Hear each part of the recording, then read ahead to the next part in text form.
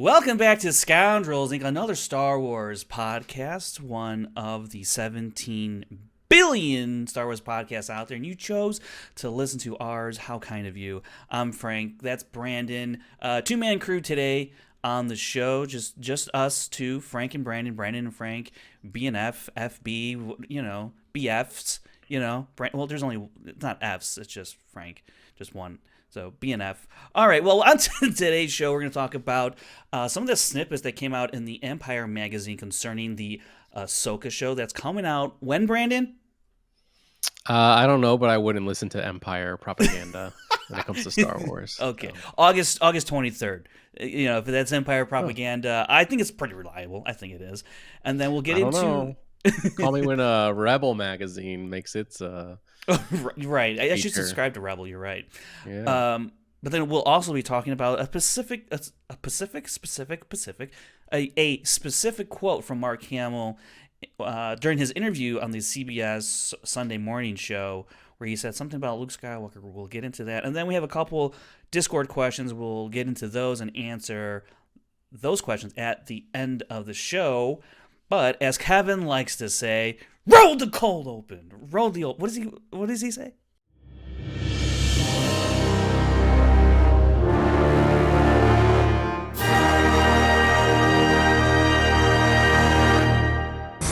Have you seen my movies? He does say that. You are right. He does. He says roll the. I think he says roll the logo. What is he? He loves to say that. He said it like Title 8 times. Card, may the force be with you. Sometimes. No. When we were starting the show, he'd like be on a rant and be like, roll the intro thing or show the logo. Yeah, I guess I don't listen when he talks. I guess not. Hey, we'll see how that goes next week then. All right, so I want to get into this Empire magazine stuff because they also did release some images and of AHSOKA, one with the Inquisitor. There's another one with Sabine and AHSOKA, and it just looks really. I mean, these are stills, but it just looks so good. The Inquisitor one, I think, got a lot of people talking. I saw some wild theories out there. I'm not. There's just so many out there, but it's. Do you think they're gonna bring back an Inquisitor that has been touched upon before, or do you think it's just a brand new type of Inquisitor? Because this is post Empire, where the Inquisitors was something that Vader and Palpatine, well, Vader mostly, had like this squad during the Empire's heyday, basically hunting down Jedi. So I don't know if this is like a lost, wandering Inquisitor, last of the Inquisitors you will be when I'm gone, says Vader to this person, whoever. What was your take on what this Inquisitor could or could be? I don't know. I don't know. Maybe it's just someone who has an Inquisitor lightsaber. That's maybe it. Yeah. Maybe it's just cosplaying as an Inquisitor. It's actually just Ezra. That's why he's in a full suit. Dude, if that ended up being Ezra, I swear I mean, that'd be so bold just to be like, because like he reveals himself at the end. Ahsoka's like, I almost killed you 10 times. And he's like, yeah. Well, because here's the other thing now you got my brain going about that. What if because somehow Thrawn and Ezra they're separated. Right. Well, yes, that too. But they're separated, and I'm assuming, Thrawn has at least gone his own separate way. We don't know the fate of Ezra at this point. Because I'm really curious, what happens after the Purrgil launch into hyperspace and they come out of hyperspace? I'm very curious what happens between Thrawn and Ezra after they come out of hyperspace, wherever they land. Theoretically, the unknown regions, that's been kind of like the speculation. But what if somehow Thrawn got the upper hand on Ezra, this, that, and the other, and then somehow, brainwashed Ezra or something, and now he's under Thrawn's weird control and made him an Inquisitor? I mean, that would be insane if this was. It's probably not, but could you imagine it's just this Inquisitor throughout the entire run of the series, and at the end it's like we're trying to find Ezra. Oh wait, Ezra's an Inquisitor. That would throw me for a loop. I don't know how you could get there. I doubt it, but it's just a weird thought now that you brought it up. Yeah, I don't know how you pull it off, but I didn't think they could pull off Raylo, and now I'm shipping them. So Oh boy! And then look, speaking of Raylo, we got a lot of Dinbo, fanfic flying out of the wazoo because of what Katie said in an interview. Which, real quick, I don't know if you heard this, Brandon. Katie was at I think like a fan expo of some sort, and said something along the lines of there was an outtake. She used the word outtake that Din, or Brendan Wayne in this case, portraying Din in the suit, kisses Katie Sackhoff slash Bo-Katan. And she used the word outtake. And some people reworded it as deleted scene and thought, it was something that was scripted, but they cut it out. And a lot of people also were like, no, wait. It's an outtake. It means it wasn't written. It was an ad-lib type of thing. It seems more of like a jovial kind of in-between scenes type of moment of like, you're just standing around there waiting for them to set the lighting or whatever. And it does one of those outtakes, if you will, as a joke. Because I think, Katie has talked about in several interviews that she's starting to kind of ship both of them together. And a lot of people, not just Katie, but a lot of people out in the fan of the Mandalorian show are shipping them together. Brandon, why do so many people want Din Djarin and Bo-Katan to get together? Why do people want this? I don't understand. I mean, I don't know. I don't even know how this outtake happened if his helmet was on. Right. That's the other thing. People are like, did they just clink? Like, what happens there? Like, what constitutes a kiss in Mandalorian culture? I don't know. But yeah, I mean, I don't know. I kind of just see them as like platonic friends. Sure. Personally. I don't think either one of them, maybe for different reasons, is too concerned with like romantic relationships at the moment. They got a lot on their plate. So yeah, I don't know. But then again, so did Rey and Kylo. I don't see this happened with Rey and Kylo, and then like look, the Reylos they got a kiss at the end of the day, right? But Din and Bo-Katan. Like, Din and Bo-Katan didn't even say, see you later at the end of season 3. They're like, they were just, boom, separate, and Din's off in his own little hut. It's interesting to me that when you see two characters that have a friendship and a chemistry that, and if they're of the opposite sex, that somehow it makes sense for there to be a romantic type of inclination to put them together from a fan perspective, when I think and I think it just stems from how our media portrays the opposite sex in media all the time, where it's very rare, I think, you see in media the opposite sex or what have you, two people, they who of any gender have such a close relationship that if they have a close relationship, there must be romantic feelings there underneath, and it just can't strictly ever be a platonic relationship. So I do think that like that creeps into the I don't know, the mainstream thought of what relationships look like in media, and now it's carrying over to Bo and Din. I don't know. I think there's something to be said for how we consume media that way and how it's portrayed in media that's being applied here, because I could see it, but like the show isn't really, in my opinion, when I watch the show, it doesn't look like they're trying to do that at all. I don't know. So that was just my opinion on it, or thought on it. We didn't really. I didn't actually anticipate to talk about this on the show, but it just kind of came up. Yeah, okay. I'm like, wait, how did we get here, and where are we going next? I don't know. Okay, so back to the Ahsoka show. It was the Ezra thing reveal. Ezra kissing Thrawn. Ezra kissing Thrawn. Yeah, kissing the Purgle. Blah blah blah. Okay.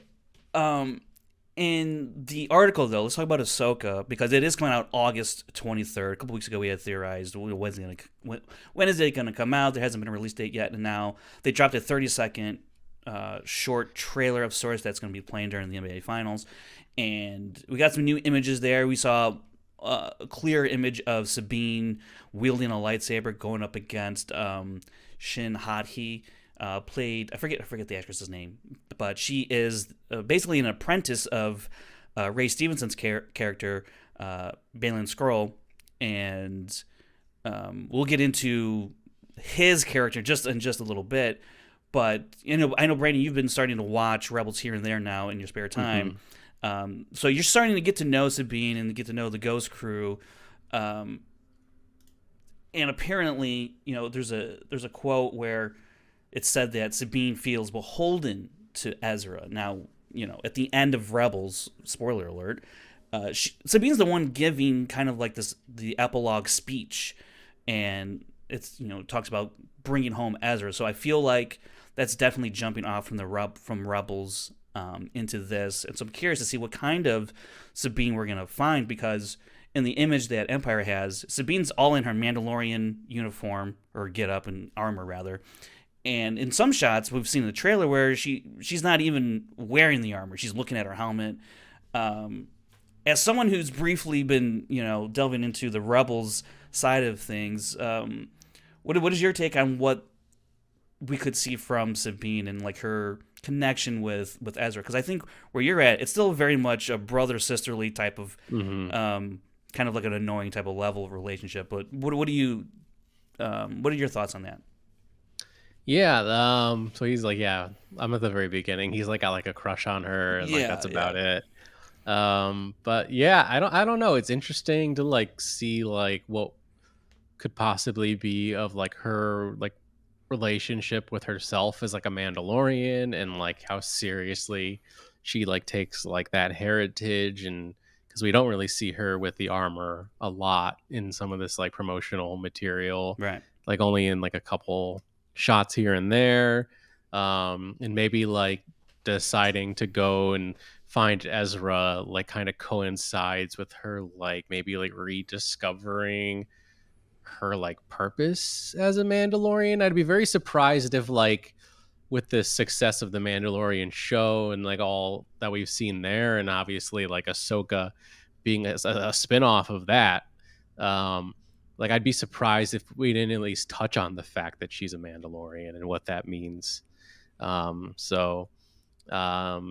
Yeah, I just think I don't know what like the inciting incident is going to be where she's going to be like, all right, we got to go get Ezra. Maybe it's this.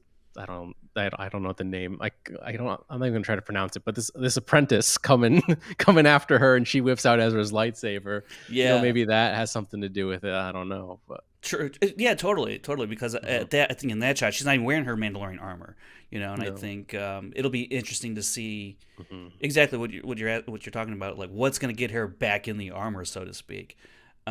Something that also should preface this whole discussion too, saying that to say that the Empire magazine article or cover story on Ahsoka, when we're talking about it, there's just snippets out, but as you're probably listening or watching it, the whole thing is out now, so I'm going to be curious to go see what else is revealed. But just going off some of the snippets already, that's how we're talking about it right now. Another snippet was Dave Filoni describes Ahsoka as a wanderer at this point. And I think that's really, really interesting for Ahsoka to be in that place in her life, being, one of the few remaining Jedi left in the galaxy. And she's not a Jedi, but she follows the teachings of the Force, more or less, or follows the Force. And it talks about how that can be kind of like a lonely life. Your friend circle is very, very close. And basically, it seems like Sabine and, I don't know, maybe a Lothcat is like her two best friends at this point in her life. It's going to be very interesting to see Ahsoka portrayed by Rosario Dawson in this light, because in past iterations of Ahsoka, she's very gung-ho for the fight, and especially in Rebels, wanting to help and teach and lead in certain ways. And I don't think we've ever really seen a super, I don't know, solo type of Ahsoka. I mean, she has relationships with people, and like Rex and Anakin and Kanan and Ezra and the whole Ghost crew, and obviously Sabine. It's gonna be interesting to see, what what her travels by herself has done to her at this point. I know. Well, I haven't read the Ahsoka novel, but stemming from Tales of the Jedi, you kind of get a sense of how she is a wanderer, going from, I don't know, in Tales of the Jedi, she's like on a farm, right? But she jumps around from spot to spot because A, she doesn't want to be found by the Empire, and B, she doesn't want to put these people around her in danger. So I wonder what type of attitude she is, because I wonder if Sabine is the one that more or less convinces Ahsoka to go and find Ezra, even though Ahsoka maybe has her eye on the prize of Thrawn. She mentions in that little teaser that he's being called heir to the Empire. Maybe that's just a Legends thing. So it's gonna be really interesting to see. Sabine's got one type of mission. Ahsoka has one type of mission, and they always, in some of the material I've been reading, they always talk about it's about the mission, it's about the mission, it's about the mission. It's very action oriented, so it's gonna be really, really interesting to see how it all comes together, what the main storyline, is, and I wonder how much it's gonna be solely on Ahsoka, and then how much will it be with Sabine, and then how much will it be with together, and I don't know. It's going to be interesting. And then Hera, we saw some Mary Elizabeth Winstead a little bit more in that trailer, or a little TV spot, if you will. I was thinking, I had no problem seeing Rosario Dawson portray Ahsoka in live action, and I don't think I'm going to have any problem seeing Sabine transferred over into live action. And I'm talking about like the voice, actually. Like Rosario Dawson sounds fairly close to Ashley Eckstein's Ahsoka Tano, like at least close enough. But when I heard Mary Elizabeth Winstead, I heard her actual voice, and it's supposed to be a line of Hera. And Vanessa Marshall, who voices Hera in Rebels, has like to me at least, a very distinct voice of Hera. I don't know how I'm gonna feel. I think it's gonna take me some used to, with Mary Elizabeth Winstead voicing Hera. I don't know. Do you have any when live action characters are portrayed and they have different from their voice actor? Did that take you out of it, Brandon, at some point, or does it you got to get into it? Yeah, I think it takes a little bit of getting used to, with what I've seen from Clone Wars and things like that. You're like, all right, that's not quite the voice, but all right, an episode in, I'm good, Yeah. So that's just kind of how I feel. It's just something that takes a moment and then you forget about it.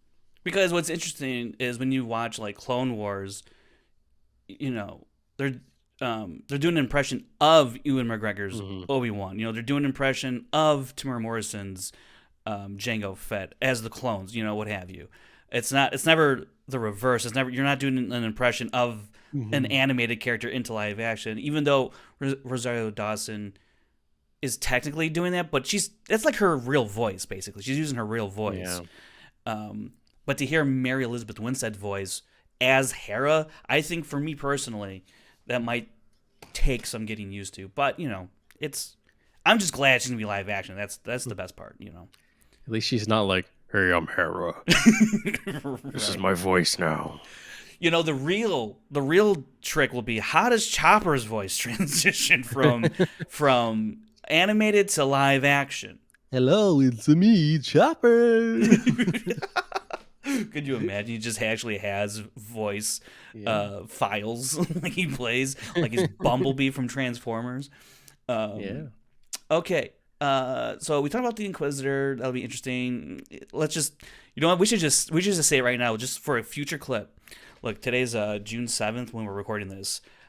Ezra Bridger is the Inquisitor. I called it right here on the show Scoundrels. You heard it first, guys. We're geniuses. I knew it from the beginning. That's just in case it actually happens. Could you imagine if that actually happened, Brandon? I'd say we got to go to the nearest gas station to play the lottery, and get some meat sticks. All right, let's move on to this quote by Mark Hamill from CBS. Do we want Sunday morning. Oh yeah. Before we jump to that, do we want to quickly talk about? Oh shoot! You are so right. You are so right, Brandon. Thank you. Baylan Skoll. You're so right. The Order 66 stuff. How could I forget? Oh my gosh, that's all that anyone can talk about. It's that Empire propaganda they want you to forget. They don't want you to remember that the Right. Jedi were genocided, man. Yeah, well, apparently to some people it wasn't genocidal enough because there's Balin Scroll has been revealed to be a former Jedi who survived Order 66 and is now a mercenary, and he apparently has an apprentice in Shin Hati, Mhm. and it was really when I heard that I was like, oh, okay, that's cool, because I think we kind of I well at least I Mhm. had theorized, oh, maybe he's from um, a previous period of time, and he kind of found his way into the world between worlds, and that's where like Ahsoka meets them, and that's because that's coming from that one still or Mhm. part of the trailer. That's kind of like my theory, but okay, he's not. He's from, you know, back in the day of the Republic when the Jedi were 10,000 strong across the galaxy, and now he survived, and it's now we're post Return of the Jedi, and I think I think that was the main point of contention is like this guy's lasted all the way until Return of the Jedi. I'm like, yeah, it's possible. Like, also they describe him as a mercenary, and by the way, I guess spoiler alert for Jedi Survivor sounds a little bit like a character named Bode in Jedi Survivor, who you find out is a Jedi, and he's doing like these missions for the Empire to help, for in the name of his little daughter. So I immediately thought when saw Jedi Mercenary, I immediately thought of, oh, we kind of have a character a little bit like that with Bode. He's not so much a mercenary per se, but he was someone who clearly survived Order 66 and started doing some missions for the Empire. And now we have Balin Scroll, who's apparently working for Thrawn or connected to Thrawn in some manner, or the Empire, the Imperial Remnant at the very least, and has an apprentice. I think someone pointed out she has like a little braid in her hair, like a Padawan braid. I didn't see that, but I think it was in the trailer actually. So, anyways, um, this fact, or not this fact, this opinion of people that too many Jedi have survived Order 66 is just like another. You go on Twitter and you're like, of course people are going to get upset about this. Brandon, what was your thoughts on this whole discourse? Too many Jedi. I mean, that's like my first impression, but then I think I saw someone make a good tweet, and I forgot who it was, and I forgot exactly what they said. But that was a bad way to start this. But uh, but they said there was like X amount of Jedi, and when Order 66 happened, and Order 66 wiped out 99% of the Jedi. 1% of that number is still a lot of Jedi. Yeah. And it was like, so it's like, in theory, it's like, I kind of like, it makes sense when you look at the numbers that there's like a few more Jedi sprinkled out. Like, the doesn't necessarily go against what Yoda told Luke, because it's like, if you're a mercenary, you're not a Jedi anymore. It's like Correct. kind of like a loophole. There's always going to be force sensitive people, and there's always going to be people that are like, lightsabers are pretty cool. So it doesn't make them a Jedi or a Sith. It just, I Force don't know, user. makes Yeah. them, yeah. And But I wonder, like, if he's like, because like all his stuff that he like, his lightsaber hilt and like his outfit all looks super old, yeah. and it's just like, is that just the look he's going for? That he like finds some like old relics in his like journeys? I mean, yeah, possibly. I kind of like, because like they are taking some stuff from Legends. I kind of would like the idea where it's like him and his apprentice's lightsabers are made of like synthetic kyber crystals, and like, Oh, to bring back the synthetics yeah, crystal. like I think that would be like a cool little like thing to do. Little Like he's nod. like, yeah, like in my journeys I figured out this old way of making synthetic kyber crystals. I don't That know. would be cool because his blade is orange, and it's like we've never Hmm. seen, or we haven't seen an orange one, at least like that. It's not quite red, but it's not, Hmm. but It's almost like not even quite orange. It's like in between red and it's like orange. sherbet. It's sherbet. He has a Yeah, sherbet blade. like blood orange. Yeah, yeah. That would be actually that's a pretty cool theory in terms of how we got that color. It's because it's a Hmm. synthetic crystal. I think that'd be a pretty cool explanation. Um, that would be pretty cool. I like that idea a lot. The the notion that going back to the math. If you just do the math, Hmm. like there was 10,000 Jedi at the height. right? Is that the actual number? That's I think that's the canon number. Yeah, We'll do the math live on air. live on air. 10,000 is a lot. Where the hell were they during the Battle of Geonosis, my guy? There They was were like 45 people there. the universe, the galaxy is very vast, my friend. Okay, 10,000 Jedi. So 99%. Yeah, so there'd still be 100 Jedi. Is that right? That sounds about right. 1% of 10,000. Yeah.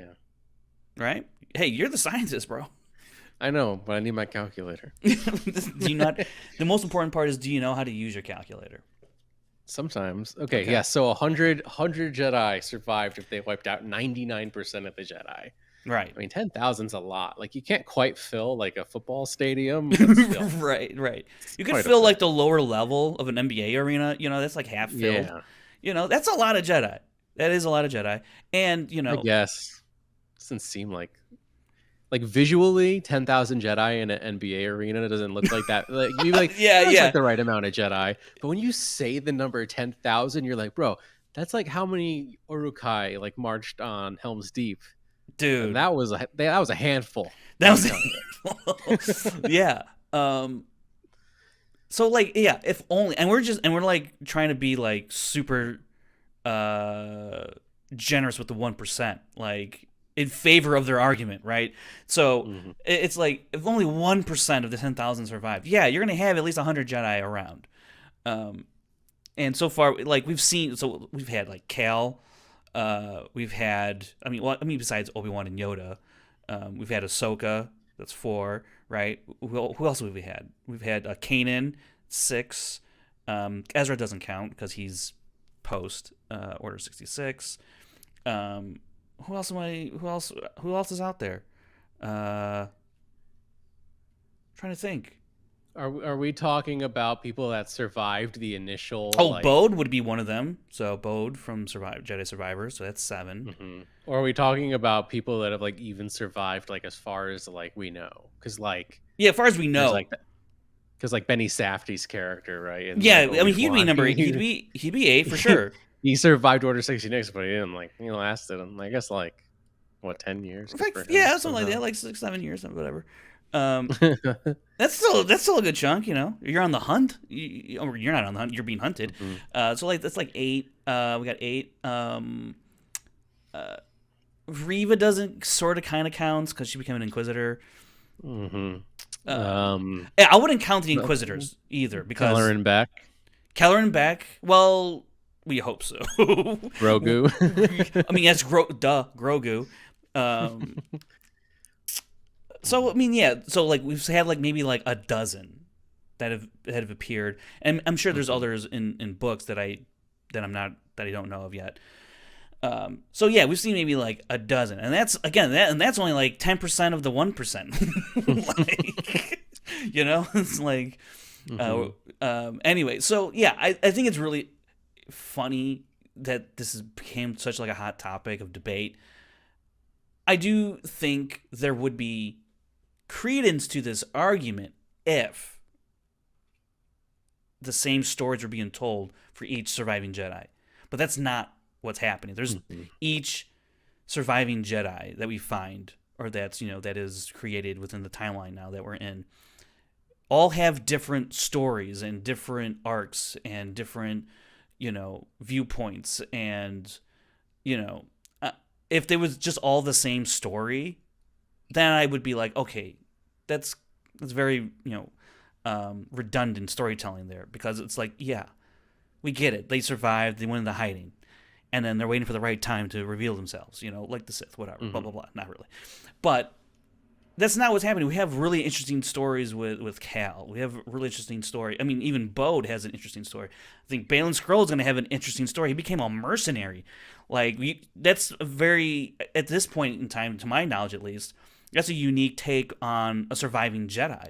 Someone who became, I feel like it's become quite cynical towards the Jedi, or the government of the galaxy, or the people at large, because to be a Jedi in the Jedi Order and then to become a mercenary, I don't know, like, now you're in it for the money, or you're just doing it for the money to get by. I think that's such an interesting switch that has to happen, and it's obviously triggered by Order 66. I mean, that's obviously somewhere that's stuff that he's dealing with, or has yet to deal with, I guess, perhaps.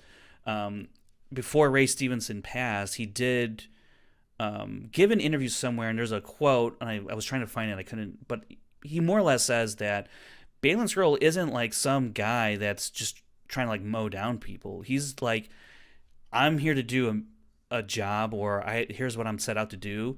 Please don't get in my way. But if you're going to stay in my way, I will have to remove you. And to me, when I read that, or when I heard that, I got a little bit of like Qui-Gon Jinn out of him, of like that, like, you know, I shall do what I must type of line of thinking. And you will try. You will try. And so I'm like, dang, maybe like this guy might be more along the lines of kind of like a Qui-Gon Jinn, where he's like, you know, I'm gonna do what I think is right. Although at this point, Baylan, I think, has gone a little too far skewed to the side of the path of what Qui-Gon was walking, because now, you know, he's serving the Empire. Yeah, he's getting paid for it, but he's nonetheless serving an Imperial remnant, an Imperial warlord. And there's a lot to be said about that, where he has to do, I think he has to do so much disconnect from how he got to his spot and who he's working for, because, you know, he's working for the people, basically, that are responsible for where he's at in his life, more or less. Or at least, you know, the way he's had to live his life because of, you know, his former life as a Jedi. And I wonder how that is going to translate and affects his apprentice and in Shin Hati. So Shin Hati, I haven't really heard how to say it. Shin Hati or Shin Hati, or we're gonna find out on August 23rd. Anyways. Yeah, I'm just gonna wait for the show to come out before I try to say any names. These names, yeah. Like, we could be saying Baylan Skoll, and it's probably like, you know, something else. I think it's Baylan Skoll, but yeah. So I'm really looking forward to AHSOKA coming out. I mean, I'm all aboard the hype train, man. These images, the little teasers that we got, man, I'm so excited for the show, especially when they talk about how action oriented this is. I'm really looking forward to seeing what Dave Filoni is going to pull off here, because I think he directed at least 2 of them. I think is the not the rumor, but what I saw out there, and then he had like 6 other directors were revealed as our celebration. So it's gonna be interesting to see. And he wrote the entire series, so it's gonna be interesting. Any last thoughts on the AHSOKA series and what's to come? No, I'm just excited. Peter Ramsey's doing at least 1 episode, right? Oh, right. Yes. Because I remember when I was on the red carpet for The Mandalorian. I think we asked him about that, and he was like, "Who told you?" Like, I think it was like rumored at that point, but like it wasn't like public knowledge. Gotcha. He's like, "What can I say?" That's great. So he basically said it's going to be like a very different show than The Mandalorian. I think it's like, in a sense of like more like actiony and more lightsabers. So, you know, I'm sold. Hell yeah. And his like episode of The Mandalorian this year was like great. Yes. One of my favorites. He did the pirate, right? It was the pirate. Yeah. And that was like my favorite of the season. I love that episode. So yeah, he's going to do an episode. That's great. And they have some other, I don't know if Bryce is doing an episode or not, but anyways, I feel like I heard she might be. I know there's a few other women that were directing episodes, which is cool to see, considering it's basically almost an all-female cast, or it's led by, you know, Rosario Dawson, so and Natasha Luperdizo, so that's really cool. But yeah, August 23rd, man, you know what, I think, Brandon, we're gonna have to start watching some of the AHSOKA Essential episodes that are on Disney Plus, just to get the meat and potatoes going into AHSOKA, and I think that's going to be pretty cool. Okay, so now let's move on to the Mark Hamill quote that he gave. Well, he gave an interview on CBS Sunday Morning, and it was in relation to that new movie with Bert Kreischer coming out, The Machine. It was a comedy, and he plays Bert Kreischer's dad in the movie, which is, I think that totally makes sense. That's really good casting. But in the interview, obviously they're going to talk about Star Wars with Mark Hamill and Luke Skywalker, and towards the end of this interview, he's asked about Luke Skywalker, and he more or less says, he's like, I've had my time with the character, and it's been very nice, very fulfilling, but it's time to move on, and we don't need Luke Skywalker anymore. There are more stories to tell, out there. And the interviewer asked him, some people will take, basically like umbrage with that, and he's like, never say never, but he's just like, I can't see where else they're gonna go with this character. So I know a lot of people think, well, he might be in the Dave Filoni movie. Well, Luke Skywalker may or may not be in that movie. Who knows? But I do think, Brandon, I don't know if you agree with this, but I do think he has a point in terms of him portraying Luke Skywalker. Mm-hmm. Like, that's really what it comes down to. That's really what the question is the interviewer is asking. And, look, his arc is what his arc is in the sequel trilogy, and it is what it is, and it ended in The Last Jedi, Episode 8. Physically, at least. So, in a physical sense. But I do think he's right that what else can you do with this character? And I know a lot of people will say, well, can point to this, that, and the other. But now you're talking about de-aging, you're talking about AI at this point, God forbid. And we have some snippets of Luke Skywalker in Mandalorian, in a Book of Boba Fett. Maybe he'll be in Filoni's movie, who knows.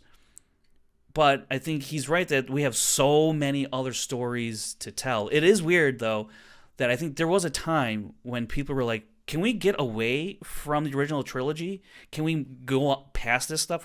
We've been in this time period for so long, and then yet we will have people in the same breath saying, I want to see more Luke Skywalker, blah, blah, blah. And look, there is more Luke Skywalker out there. You're just going to have to read it, whether it's in a book or in the comics. So, like, there are Luke Skywalker stories out there. And I understand people want to see a live-action version of Luke Skywalker stories with Mark Hamill playing the character, but, as he said, like, he's had his time, and I some people will say, again, we always need Luke Skywalker. Well, Luke Skywalker is always going to be there. He's going to be in a comic. He'll be in a book. He's always in the movies that you love. And I think to try and stretch out more stories just because he is Luke Skywalker, I think could do disservice to the character if you're just trying to do it because that's what the fans want. I think you have to service the character first and foremost, which I felt like, my opinion, that Rian Johnson did. He did service the character very well, and even if Mark Hamill says in certain interviews that he doesn't disagree or had a hard time with it, that's completely fair. But in my estimation, I think the character was taken care of, had a beautiful ending. Brandon, thoughts on Mark Hamill saying, we don't need like Skywalker anymore. That old guy, we don't need him anymore. Yeah, I mean, he sounds a lot like Luke in The Last Jedi, where he's like, you don't need Luke Skywalker. Oh my gosh, that's so true. He's just quoting the movie, guys. He doesn't mean it. No. Well, first of all, like, if like the Dave Filoni movie, like, if Luke is in that, like, they don't need Mark Hamill, like, the especially like both the Mandalorian and the Book of Boba Fett, but especially the Book of Boba Fett, when the technology is now like really good, like, they did not need Mark Hamill there, because like it's the deep fake, and like the voice I think is like confirmed to be like basically AI generated. I forget what the technology is called, but it basically like samples like decades of Mark Hamill interviews, and you can basically make it say whatever it wants. So like you don't need Mark Hamill there. He was just there like out of like respect, and like for him to like lend like his thoughts and feelings on like, well, this is how Luke would sit, this is how Luke would like gesture, this is the kind of thing Luke would say here, stuff like that. So but I wouldn't be surprised if he just like sneakily finds his way into the Rey movie for like one scene, maybe money talks. I will say that money talks. Like for like the scene with him and Yoda in The Last Jedi, like a similar type of scene Sure. with him and Rey. Even though we got that in The Rise of Skywalker, to see them like years later, would I be just really want him to have cool. better hair if that's gonna be the case. Just better hair. Yeah, I Just don't know if, what it was. man, that hair was wild. Oh my god. Yeah. Oh my god, that yeah, it was like His I 80s think it was rocker a phase Luke Skywalker. I mean, it was just yeah, like like I think it was like a not a great wig, but it was just like it looked like it had like too they don't much got no hair product in barbers it. in the afterlife, Yeah. in the netherworld, you know. But like you said, like he was done physically in The Last Jedi, but I'm pretty sure he like sits down, in The Rise of Skywalker. That's physical, as a Sure, force. He sure. catches the lightsaber midair, Yeah, he does. Jedi, like I always think this is not a knock on Mark Hamill at all. This is like a funny little thing to me. Like when he says that line to me, it always like sounds like he's like kind of drunk, where he's like, "A Jedi's weapon deserves more respect." Yeah, he's drunk on the Force because he had closed himself off for so long. Then now that he's got a taste of it back, he was just like, it's so his tolerance is so low. He's just overwhelmed. That's one way to look at it, I guess. Yeah, You never know. I wouldn't. which he be does like, say. go Which he by does one say in the interview. He interview. says, "Never say never," which is why I say money talks. It's like, hey, Mark, we'll Yeah, give you I $2 million mean- for 10 minutes of your time. How many times has Hugh Jackman been done playing Wolverine? Correct. Or like Patrick Stewart been done playing Professor X? Like, right. Which I think I now know is two Patrick very Stewart's close done. examples. Patrick Stewart's, I think, is done. Yeah, I don't know. Watch him show up in Deadpool. Honestly, as I say that, yeah, you're right. He's gonna end up in the new Deadpool. He's even just what if he's like walking down the street, just like he just fully. Or even like this is Harrison Ford like done playing Han Solo, and he has a scene in The Rise of Skywalker. He died in The Force Awakens, and he comes back in Episode 9, and so it's like, yeah, it can happen. Like, what if he came back? He can't be a Force ghost. Be like, no. What if it's just like a memory? A delusion. That's me trying to do. That's me trying to do J.J. Abrams, but it's terrible. I was wondering who that was. I can only do George Lucas. Okay. That's it. All right, thanks, George. You're Yeah, but you know what? Like, will I ever be like, oh no more Luke Skywalker? Never. I'll never say that. But if Mark Hamill thinks like, nah, I'm done with the character. Like, he's done all he's done. I've done all I could do. Then I respect that. He's like, I'm being polite, but y'all are exhausting. I don't want to do this anymore. I know. Speaking of exhausting, did you see that after Carrie Fisher's walk of star on the Walk of Fame, all those photographers or like autograph seekers, whatever, like just like surrounding his car? It was wild. That's man. crazy. So it's just dumb. Those dumb people. Dumb. Yeah, I always like,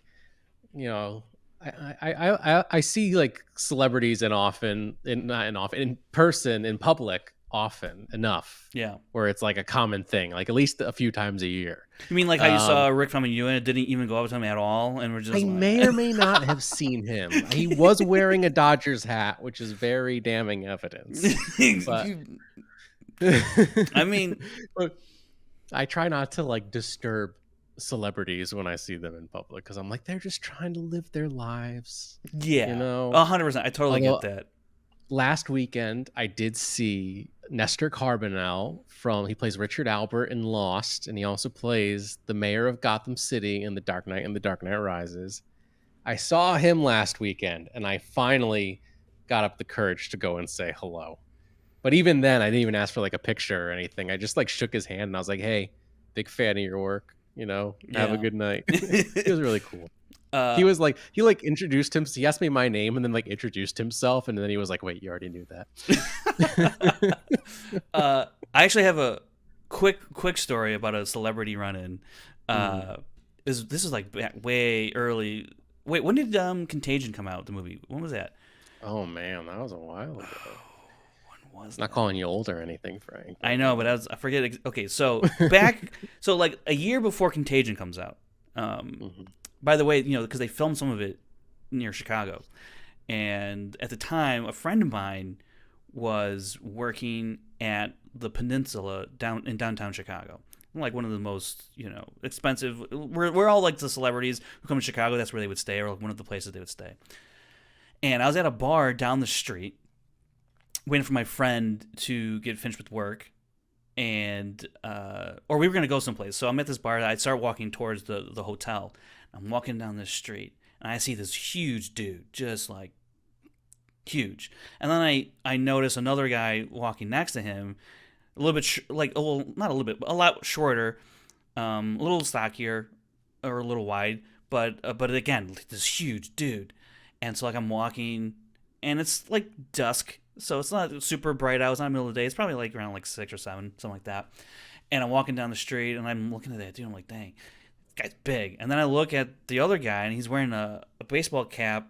He's got his hands in his pockets, and he's kind of like, walking down like, don't look at me, please. And I started looking at him. I'm like, why does this is like, it's being too like when you're trying not to be seen, you're trying too hard not to be seen that you're seen, And so it's kind of like that. And I'm looking, and then the guy looks up at me, and I lock eyes, and I see him, and my eyes kind of go wide because I recognize who it is, and it's Matt Damon. And I just, for whatever reason, I don't know, I just did one of these like kind of like nods as we're like walking past. He did the nod thing too, and we just walked past, and I just kept walking, and then like 4 or 5 paces later I just stopped, and I turned around and I go, that was fucking Matt Damon. Yeah So I played it so cool. Yeah, no, definitely. I mean, that's what I feel like you got to do. Is like, especially if someone doesn't want to be noticed. Like, you could be the guy that like makes everyone else notice them if you like give them attention. Yeah. And you're like, hey, actually, one other quick story about not being cool around celebrities.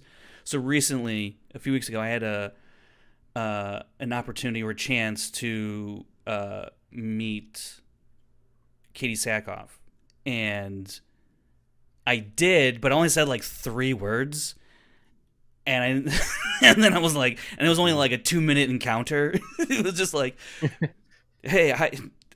Like, you were great in Halloween Resurrection. It was like, nice to meet you. Yeah, great. Okay, you're talking over there now. Okay.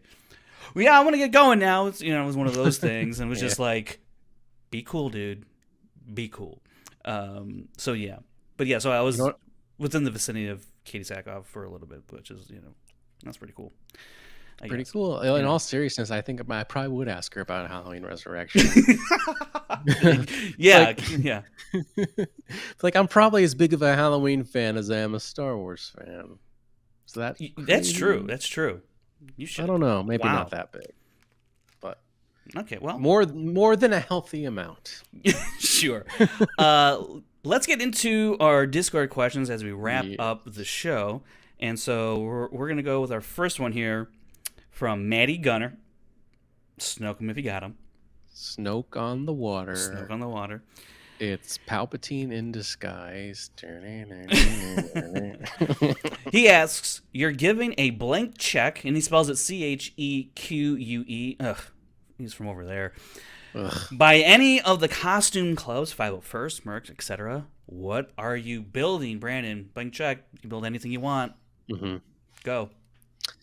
Well, I think I'd probably be most. Would it? See, no, I don't know. Because I was gonna say, like, I think the obvious answer is to build like Mando armor, but then I'm like, yeah, being like a clone trooper would be pretty cool. Because then you could like just like run around, just like yelling out quotes from like the original Star Wars Battlefront 2. For the Republic. Yeah, that'd be cool. What else? There's so many good quotes from that game from the Clone Troopers. What else do they say? I'm like blanking. Wow, you're under the hot spotlight in your crumbling. I know. Crumbling. It's just like the Schmodown all over again. 5, 4, 3. They call. 2. What does he say? Something about 1. like, "Shout for those supers" or something.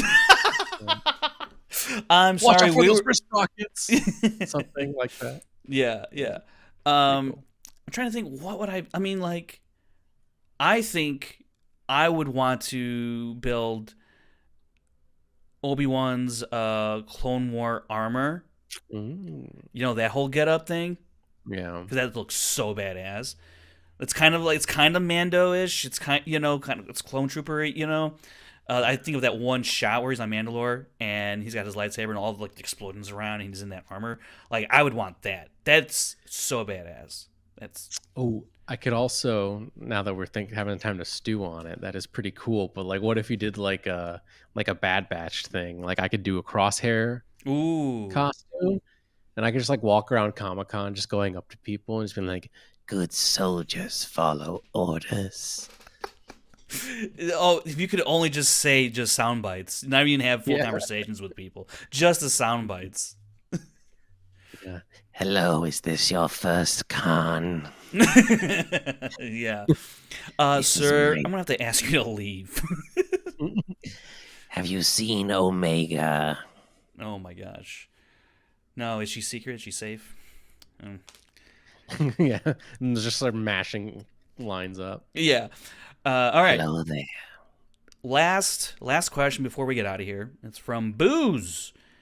Huh. He asks, Oh, number one, Booze. who is your favorite Imperial officer? And two, why is it the one with access to yellow biscuits? Brandon. I mean, I do like me my yellow biscuits. Imperial officer. Ooh. It's like I immediately like think about like there's like a lot of them in Empire Strikes Back. Yeah. That like Vader like chokes and then they move on to the next guy. Yeah. Captain Nita. I could be a Veers guy. It's sort of cliche to be a Veers guy, I feel like. Is it? I feel like it is. I feel like it's, of course you're a Veers guy and it's only because of Veers Watch on Twitter. Like, that's the only reason why I hesitate to say Veers these days. Can I do first order? Can I pick the guy that goes, it's just people, sir. It's just people. Yeah. Is That he guy? part of the final order or is that a... I think he's part of the first order, but he's like He transitions into with final. the final order at that point. Yeah. He upgraded or whatever. Yeah. Mhm. What you Nope, got? sorry. I have a real answer. Sorry. Okay. Captain real Kennedy. We only see him in the first order, Mm-hmm. but he was in the Empire. He was. He's great. He's great. He has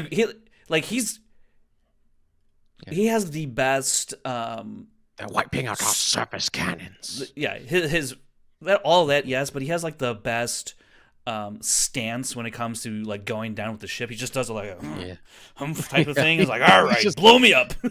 He's like freaking kids, man. Yeah, he's Like honestly, one of my favorite Imperial officers is from. I think this is the right name. I think I hunted down the right name. It's from Rebels, and the guy that I'm thinking of, I believe it is Yogar List, and he's the guy that not Thalos, Callus frames when he's Fulcrum, and this guy, like the Imperial officers in Rebels, I think this is the guy, but he's always like trying to like impress, and he always just falls flat on his face. He just can't ever, impress him. Like when it looks like he's about to do something great. I think he's the Imperial officer when Thrawn is like telling him to do a certain or stay at a certain position, and then he's like, no, I'm gonna get the ghost, whatever, and he veers off, and then allows an opening for the ships to he basically breaks the blockade, and for his own like personal glory. I just like the fact that he just thinks he's hot shit, and he just never succeeds, and he always tries to do more than is required to to show off, to climb the ranks, that type of thing. But I will say, in that light, Dedra from Andor, man, and she's one of my favorite because I hate her a lot. Like, I hate this character, but a phenomenal Imperial officer. Like, she's like, and same thing with Dr. Gorst. Like, those people, I just despise them. Oh my gosh. And that's why I love them as Imperial officer, because like they do embody the fascism the most well, I guess. Yeah, who embodies the fascism the best? That's my favorite. That's yeah. Don't clip that out. Jeez, oh boy. You said he veers off. Are you sure he doesn't ozzle off or Nita off? Wait, what?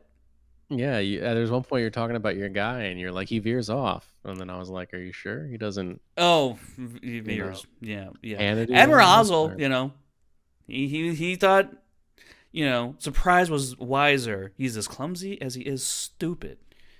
So, What an insult! yeah. Freaking roasted, dude. Darth Vader was like, it's about time somebody else gets roasted around here. That's not me. And then pulls him up on the screen. Lord Vader.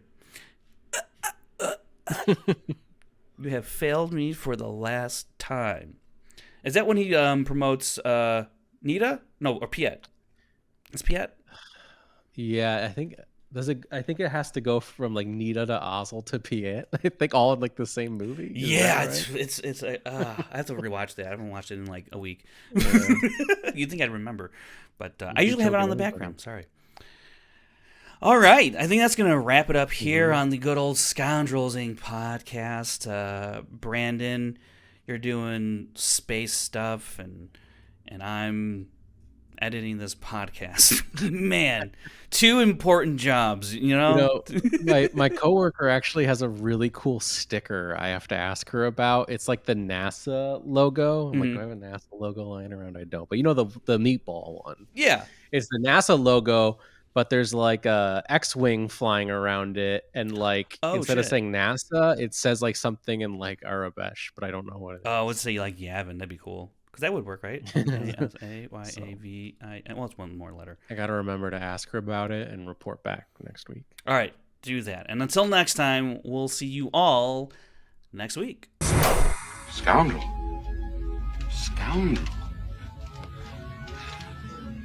I like the sound of that.